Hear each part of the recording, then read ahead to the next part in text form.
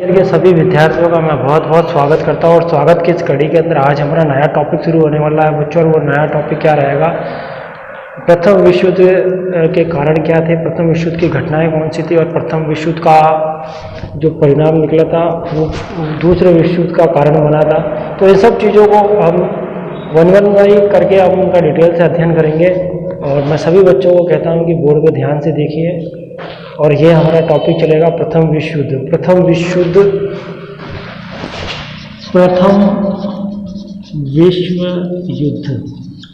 प्रथम विश्व युद्ध में अब हम ऐसे क्या कारण थे, क्या रीज़न थे जिसकी वजह से प्रथम विश्व युद्ध शुरू हुआ था।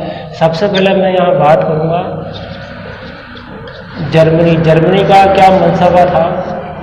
जर्मनी के बाद में इसका पड़ोसी देश कौन है, फ्रांस का क्या मनसबा था। फ्रांस के बाद हम बात करेंगे रूस का क्या मनसबा था। रूस के बाद हम बात करेंगे ऑस्ट्रिया का क्या मनसबा था। ऑस्ट्रिया के बाद हम बात करेंगे बच्चों यहाँ पर, ऑस्ट्रिया के बाद हम यहाँ बात करेंगे इंग्लैंड का क्या मनसबा था।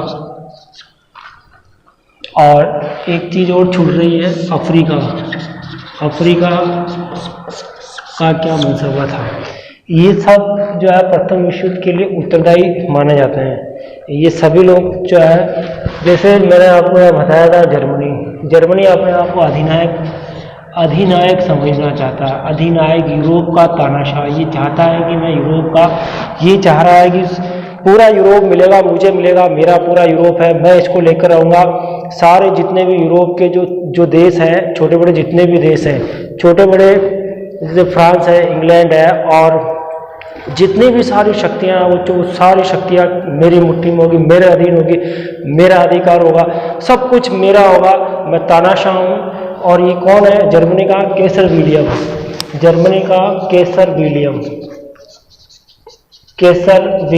ये केसर विलियम ने ये कहा था, केसर विलियम ने ये चीज़ कही थी कि जो कुछ भी होगा वो सब मेरा होगा। मेरे पास अस्त्र है, मेरे पास शस्त्र है, मेरे पास इतना बड़ा जहाज है कि मैं पूरे समुद्र पर अधिकार कर सकता हूँ, सभी देशों के व्यापार को रोक सकता हूँ, सारी शक्तियों को मैं शक्तिहीन बना सकता हूँ, सभी देशों को मैं शक्तिविहीन बना सकता हूँ। बड़ा तानाशाह था, बहुत जोश था इसमें। और केसर विलियम यहाँ का राजा था। कौन था? केसर विलियम। केसर विलियम यहाँ का राजा था। आगे देखते हैं हम कि जर्मनी के बाद में कौन आ रहा है बच्चों, फ्रांस का जो मंसूबा होता है वो क्या मंसूबा होता है। फ्रांस का मंसूबा ऐसा होता है कि फ्रांस पहले जर्मनी से पराजित हो चुका था। किससे पराजित हो चुका था? जर्मनी से पराजित हो चुका था। और वो कौन? जर्मनी ने फ्रांस को इतना पराजित किया, इतना अपमानित किया जिसकी कोई हद नहीं है। यहाँ फ्रांस है, ये क्या है? फ्रांस, ये फ्रांस है। ठीक है बच्चों, फ्रांस की अगर मैं बात करूँगा यहाँ पे, तो 1870 की घटना आपको याद आई होगी। 1870 में एक युद्ध होता है, सेडान नामक स्थान पर युद्ध हुआ था। और सेडान नामक स्थान पर ये युद्ध किस किस के बीच में होता है? ये फ्रांस और जर्मनी के बीच में होता है। फ्रांस और जर्मनी के बीच में जर्मनी ने इतना धोया इसको, फ्रांस को इतना धोया कि फ्रांस जो था वो इतना शक्तिहीन हो गया था जर्मनी के सामने, जर्मनी की शक्ति के सामने इतना शक्तिहीन हो गया बच्चों, शक्तिहीन हो गया ये। इसको फ्रांस ने मैज है, स्ट्रासबर्ग है पहला नंबर, दूसरा नंबर, तीसरा नंबर अल्सास है, तीसरा नंबर, और लॉरेन है 4 नंबर। ये चारों प्रदेश किसको देने पड़े थे? जर्मनी को देने पड़े थे। और इसके अलावा 20 लाख पाउंड का युद्ध का हर्जाना भी देना था जर्मनी को। तानाशाह कौन हो गया? जर्मनी। शक्तिशाली कौन हो गया? जर्मनी और फ्रांस की प्राचीन शत्रुता है। ये पहले से ही क्या है? प्राचीन शत्रुता, बहुत पुरानी दुश्मनी चल रही थी। और प्रथम वर्ल्ड वॉर तक तो इनकी दुश्मनी और भी इतनी गहरी हो गई। फ्रांस ने कहा कि मैं जर्मनी के कैसर विलियम को पराजित करूंगा, और मैंने जो सेडान के युद्ध में फ्रैंकफर्ट की संधि में, कौन सी संधि में बच्चों? फ्रैंकफर्ट की संधि में। फ्रैंकफर्ट की संधि में जो प्रदेश मैंने जर्मनी को दे दिए थे, ये सारे प्रदेश मुझे वापस चाहिए। कौन कह रहा है? फ्रांस का शासक बोल रहा है, ये फ्रांस का राजा ये बोल रहा है मुझे ये सारे प्रदेश वापस चाहिए। मैज मुझे वापस चाहिए, स्टॉर्मबर्ग मुझे वापस चाहिए, अल्सेज मुझे वापस चाहिए, लॉरेंट मुझे वापस चाहिए, लॉरेंट मुझे वापस चाहिए, और अल्सेज चाहिए, लॉरेंट चाहिए, सभी प्रदेश मुझे वापस चाहिए। कौन कह रहा है? ये कह रहा है आपके फ्रांस कह रहा है। किसको कह रहा है? जर्मनी को। तानाशाह कौन है? जर्मनी। जर्मनी एक तानाशाह है बच्चों। जर्मनी का कौन है? कैसर विलियम है। इसके लिए प्रथम विश्व युद्ध के लिए उत्तरदायी कौन माना जाता है? सभी देश जर्मनी को उत्तरदायी मानते हैं कि जर्मनी उत्तरदायी है, लेकिन वास्तव में प्रथम विश्व युद्ध का मूल कारण क्या रहेगा, कौन कौन सी घटनाएं रहेगी, तात्कालीन कारण क्या रहेगा, उसका अध्ययन हम कर रहे हैं। जर्मनी का मनसबा हमने देख लिया, फ्रांस का मनसबा भी हमने देख लिया कि फ्रांस किस तरह से इसका शत्रु है। और फ्रांस के बाद में रूस काला सागर जो है उस पर अपना अधिकार जमाना चाहता है। किस पे? काला सागर पर। रूस क्या चाह रहा है? रूस सलाव जाति के जितने भी लोग हैं, सलाव आंदोलन करना चाहता है। ये कौन सा आंदोलन करना चाहता है? ये एक सलाव आंदोलन करना चाहता है, और इस आंदोलन को इतना फैला देना चाहता है, इतना फैला देना चाहता है, इतना फैला देना चाहता है कि ओटोमन साम्राज्य में सलाव लोग जाएंगे, ओटोमन साम्राज्य को टुकड़े टुकड़े करके ओटोमन साम्राज्य पर अपना अधिकार जमा लेगा। कौन जमाएगा? रूस जमाएगा। रूस ओटोमन साम्राज्य, ओटोमन साम्राज्य, ओटोमन साम्राज्य। बच्चे मुझसे पूछेंगे सर आप ये बताओ हमें कि ओटोमन साम्राज्य क्या होता है, तो बच्चों को आपको बता दूं ओटोमन साम्राज्य होता है टर्की। टर्की को क्या कहते हैं? ओटोमन साम्राज्य कहते हैं। यहाँ इस्लामिक देश होता है ये। यहाँ के सारे छोटे छोटे राज्यों को, टुकड़ों को, सब में एक ही राष्ट्रीय भावना का विकास किया जाएगा। कौन सी राष्ट्रीय भावना का? सलाव आंदोलन का। राष्ट्रीय भावना को पैदा करने वाला कौन था? नेपोलियन बोनापार्ट का नाम सुना होगा। जहाँ जहाँ नेपोलियन बोनापार्ट अपनी सेना लेकर गया था, जिस जिस देश को उसने जीत लिया था, उसी देश में राष्ट्रीय भावना का उसने प्रसार कर दिया था। समानता, स्वतंत्रता और बंधुत्व की भावना को लेकर आने वाला कौन था? Napoleon Bonaparte. जब हम फ्रांस की क्रांति का अध्ययन करेंगे, और फ्रांस की क्रांति के अध्ययन में हम देखेंगे कि 1789 की जो फ्रांस की क्रांति में होते हुए मानव अधिकारों की घोषणा की गई थी, नागरिकों के अधिकारों की घोषणा की गई थी, उसके अंदर फ्रांस में पहला फ्रांस गणतंत्र स्थापित होता है, वो नेशनल असेंबली आती है। नेशनल असेंबली के बाद में फिर 5 डायरेक्टरी शासन आता है। 5 डायरेक्टरी शासन के बाद में नेपोलियन बोनापार्ट आता है। नेपोलियन बोनापार्ट ने पूरे यूरोप के अंदर एक क्रांति का पूरा विस्तार कर दिया था, और इसी जो फ्रांस की क्रांति से इटली का एकीकरण हुआ था, जर्मनी का एकीकरण हुआ था। राष्ट्रीय भावना का प्रचार करने वाला नेपोलियन था। यहाँ देखिए अब हमने रूस के मंसूबों को देख लिया था। काला सागर, ठीक है, काला सागर। सलाव जाति, हमने ये सलाव जाति का आंदोलन भी हमने देख लिया। ओटोमन साम्राज्य में हमने टर्की का भी हमने यहाँ पर बात कर ली, ठीक है। अब हम यहाँ ऑस्ट्रिया की बात करेंगे। किसकी बात करेंगे? ऑस्ट्रिया। ऑस्ट्रिया की क्या समस्या है यहाँ पे? ऑस्ट्रिया की ये समस्या है कि पहले आपको पता होगा जर्मनी है एक तो, और एक इटली, इन दोनों का एकीकरण नहीं हुआ था। उससे पहले ऑस्ट्रिया का पूरा इटली जो था, इटली के पूरे इटली पर किसका नियंत्रण था? ऑस्ट्रिया का नियंत्रण था। इससे पहले मैंने आपको बताया था PMT, परमा मेडोना टस्कनी। इधर मैंने आपको बताया था यहाँ लोम्बार्डी है, यहाँ वेनेसिया है, यहाँ सार्डिनिया है, यहाँ पिटमांट है, यहाँ मध्य में कौन है? रोम है।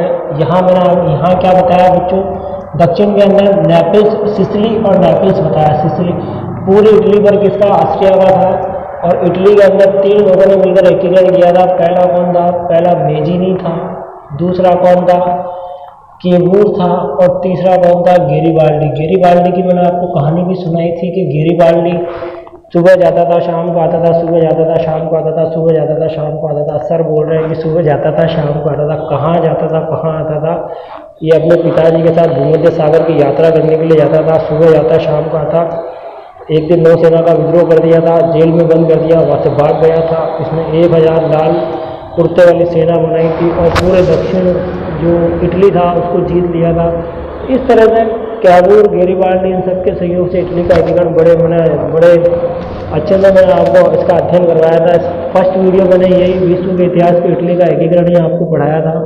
उसके बाद मैंने आपको जर्मनी का एकीकरण पढ़ाया था। तो ऑस्ट्रिया का जो जर्मनी और इटली पर जो पूरा नियंत्रण था ना, अब जर्मनी अपने आप में तानाशाह बन गया था, इटली अपने आप में तानाशाह बन गया था। अब अपने अपने सब तानाशाह बन गए। अपने अपने जब सब तानाशाह बन गए तो ऑस्ट्रिया अकेला रह गया था। अब ऑस्ट्रिया तो अपने उसमें सिमट कर रह गया था। अब जिस तरह ऑस्ट्रिया की एक स्वतंत्रता है, ऑस्ट्रिया का प्रशासन है, ऑस्ट्रिया की राजनीतिक स्थिति, ऑस्ट्रिया की सामाजिक स्थिति, ऑस्ट्रिया की सांस्कृतिक स्थिति, उसी तरह जर्मनी भी अपने एक राष्ट्र है। जर्मनी की भी एक यूरोप के सांस्कृतिक मैप पर जर्मनी का इतिहास है। जर्मनी के पास सामाजिक, आर्थिक, राजनीतिक, सांस्कृतिक सभी चीज़ें हैं। इसी तरह इटली के पास भी सारी की सारी चीज़ें, सब चीज़ें हैं इनके पास में।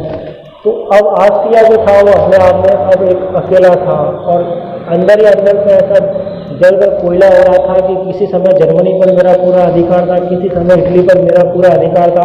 ऑस्ट्रिया अंदर ही अंदर से क्या हो रहा है, जल रहा है बच्चों।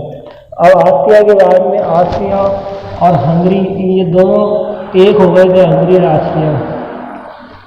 अब इंग्लैंड की बात करें तो इंग्लैंड अपने आप में पावरफुल था उस समय।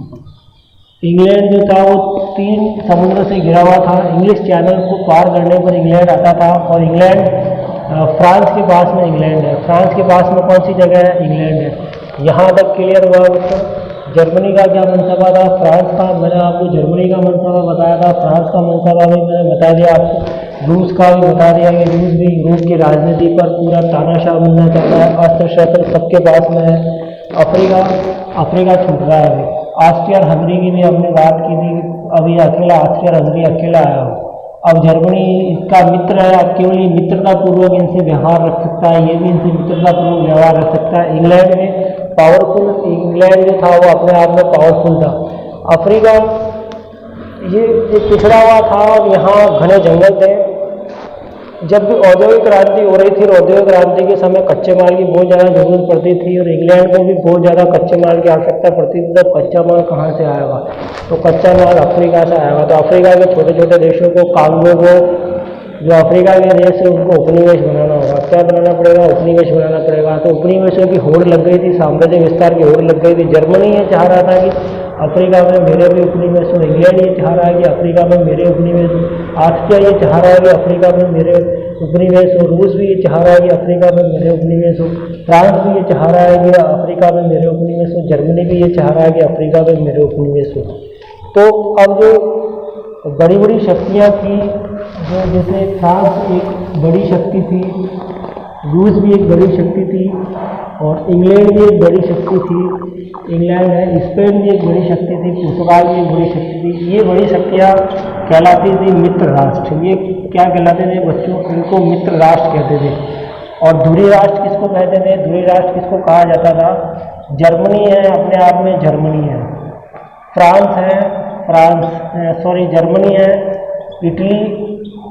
इटली है और इटली के बाद ऑस्ट्रिया हंगरी, ये लोग कहलाते थे धुरी राष्ट्र। ये धुरी राष्ट्र कहलाते थे। इटली के भाग्य का क्या फैसला होगा, इटली प्रथम विश्व युद्ध में शामिल होगा या नहीं होगा, ये मेहरबानी थी किसकी, फ्रांस की मेहरबानी से और जर्मनी की मेहरबानी से ही इटली का एकीकरण हुआ था। फ्रांस की मेहरबानी से ही इटली को 2 प्रदेश मिले थे, लोम्बार्डी और वेनेशिया मिला था। बाद में वेनेशिया एक ज्यूरिख की संधि और एक समझौता है, प्लम्बियर समझौते के तहत तो उनको मिले थे 2 चीज़, प्लम्बियर समझौता। प्लम्बियर समझौते के बाद में एक समझौता और हुआ था और उस समझौते पर ज्यूरिख की संधि से वेनेशिया वापस किसको मिल गया था, वेनेशिया ऑस्ट्रिया को मिल गया था। तो फ्रांस का कैमूर ने पूरा सहयोग किया। तो फ्रांस की मेहरबानी से इटली का थोड़ा एकीकरण संभव हुआ। तो जर्मनी और फ्रांस के बीच में लड़ाई हो रही थी और उससे वेनेशिया, प्राग की संधि से वेनेशिया वापस गिफ्ट में इटली को मिला था। तो जर्मनी ने भी उतना ही सहयोग किया था जितना फ्रांस ने सहयोग किया था। अब ये इटली के ऊपर ये डिपेंड करता है कि इटली प्रथम विश्व युद्ध में किसके साथ शामिल होगा। इटली प्रथम विश्व युद्ध में धुरी राष्ट्रों के साथ शामिल हो रहा है। अभी मैं धुरी राष्ट्रों में इसको शामिल नहीं कर रहा हूँ, तो प्रारंभिक जब प्रथम विश्व शुरू होता है उसके प्रारंभ में इटली तटस्थ था। इटली ने कहा कि जब समय आएगा तब देखा जाएगा। इटली चुपचाप बैठा था, बोल नहीं रहा था। उसने बोला कि मुझे जब कोई किसी को मेरी हेल्प की जरूरत ही नहीं है, कोई मुझे हेल्प के लिए पुकार ही नहीं रहा है, तो मैं हेल्प करने के लिए क्यों जाऊँ। इटली चुपचाप बैठा है। इटली बोल रहा है कि जब समय आएगा तब मैं चला जाऊँगा। तो इटली जो था, इटली को ऐसा लगा कि यार मित्र राष्ट्रों के साथ जाएंगे तो कुछ ना कुछ फ़ायदा तो होगा, मुझे कुछ फ्यूम बंदरगाह मिल जाएगा। लेकिन ऐसा कुछ हुआ नहीं। इटली जो था वो प्रथम विश्व युद्ध में मित्र राष्ट्रों की तरफ चला गया था, बड़े बड़े देशों के साथ में चला गया था, और फ्रांस और जर्मनी का सहयोग किया नहीं था। अब मंसूबा, इटली का मंसूबा भी मैंने आपको बता दिया, ठीक है। इटली का मंसूबा क्या था ये भी हमने देख लिया, सबके मंसूबे हमने देख लिए। अब ऐसा क्या रीजन क्या होगा जिससे कि प्रथम विश्व युद्ध शुरू होगा, ऐसा क्या कारण होगा। तो गुप्त संधियों का जनक कौन कहलाता है, बिस्मार्क कहलाता है। गुप्त संधियों का जनक कौन कहलाता है, बिस्मार्क। बिस्मार्क ने किसका एकीकरण किया था, जर्मनी का एकीकरण किया था। जर्मनी का एकीकरण करने वाला कौन था, बिस्मार्क था। बिस्मार्क ने जर्मनी का एकीकरण करके और उसने जो है उसी समय एक नेशनल लिबरल सोसाइटी की स्थापना हुई थी। उसी समय बिस्मार्क का जर्मनी के एकीकरण में बहुत योगदान है। इसको बुलाया नहीं जा सकता है बच्चों। यहाँ जर्मनी है, ये जर्मनी का कौन है, बिस्मार्क। बिस्मार्क ने कौन सी संधियाँ की थी, गुप्त संधियाँ की थी। कौन सी संधियाँ की थी, गुप्त संधियाँ की थी। और ये गुप्त संधियाँ, ठीक है, कौन सी संधियाँ हैं, गुप्त संधियाँ। इन गुप्त संधियों के आधार पर मैं बात कर रहा हूँ कि गुप्त संधियाँ कौन कौन सी थी। बिस्मार्क ऐसी गुप्त संधियाँ क्यों कर रहा है, बिस्मार्क इस फ्रांस को बिल्कुल अकेला करना चाहता है, फ्रांस को मित्रविहीन बनाना चाहता है, कौन, बिस्मार्क ये चाहता है कि फ्रांस मित्रविहीन बन जाए, इसका कोई दोस्त नहीं होगा, यूरोप में इसका कोई साथी नहीं होगा, फ्रांस बिल्कुल अकेला रहेगा। और फ्रांस की स्थिति कमज़ोर करना चाहता है, इसके व्यापारिक, इसकी सामाजिक, इसके आर्थिक सभी जगह चोट करना चाहता है, कौन, बिस्मार्क। तो बिस्मार्क ने इस फ्रांस के अगेंस्ट इसने गुप्त संधियाँ की थी। तो पहली संधि किसके साथ की थी, दूसरी संधि किसके साथ की थी। गुप्त संधियाँ जो होती है किस किस के साथ में होती है, ऑस्ट्रिया हंगरी पहली संधि ऑस्ट्रिया हंगरी के साथ की थी। ऑस्ट्रिया और हंगरी इन दोनों का नाम साथ में आएगा। पहली संधि इसके साथ की थी। ऑस्ट्रिया हंगरी के बाद में दूसरे नंबर पे आता है आपके रूस और इटली।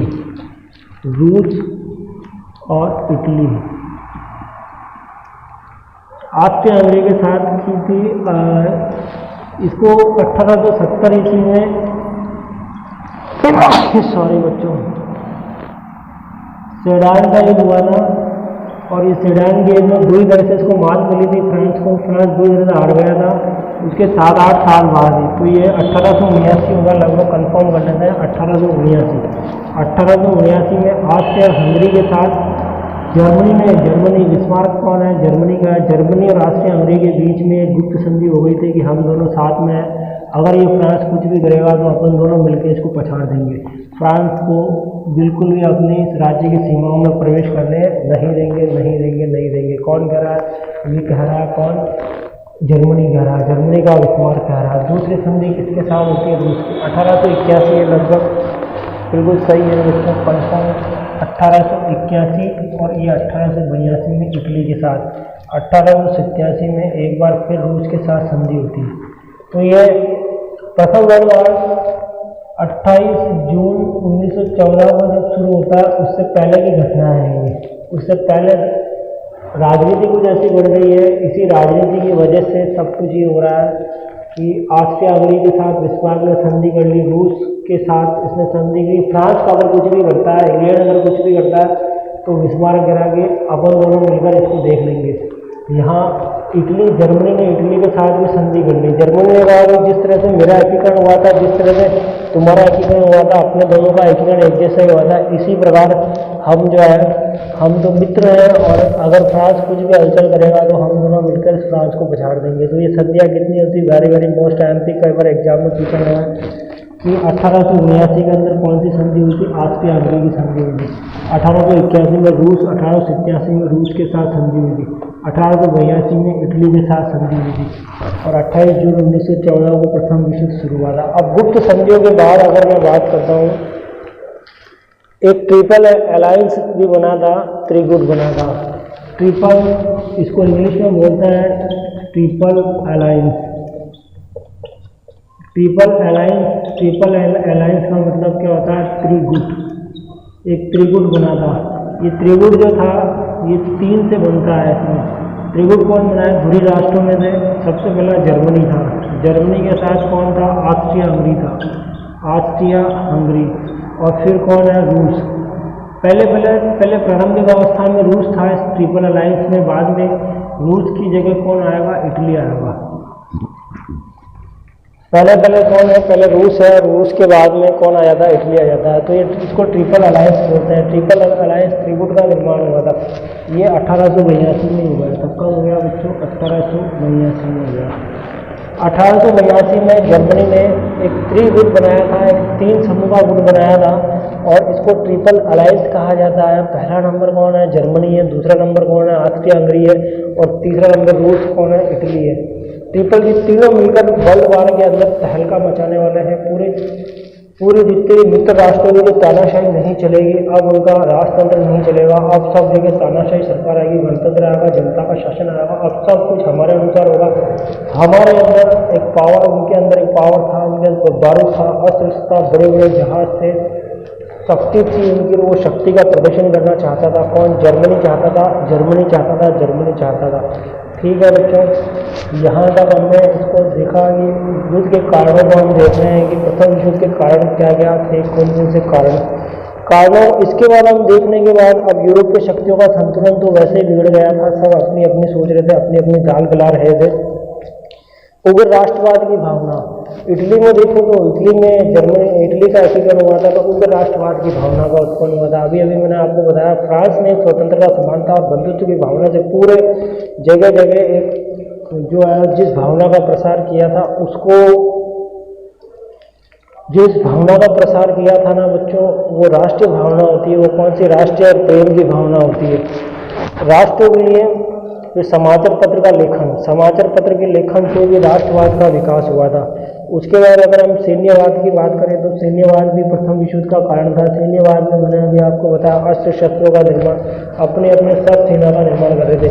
सेना को अनिवार्य सैनिक सेवा कर दिया था। जो भी सेना लायक जितने भी लोग थे वो सब सेना में भर्ती हो सकते थे। सेना में क्या हो सकते थे? भर्ती हो सकते थे।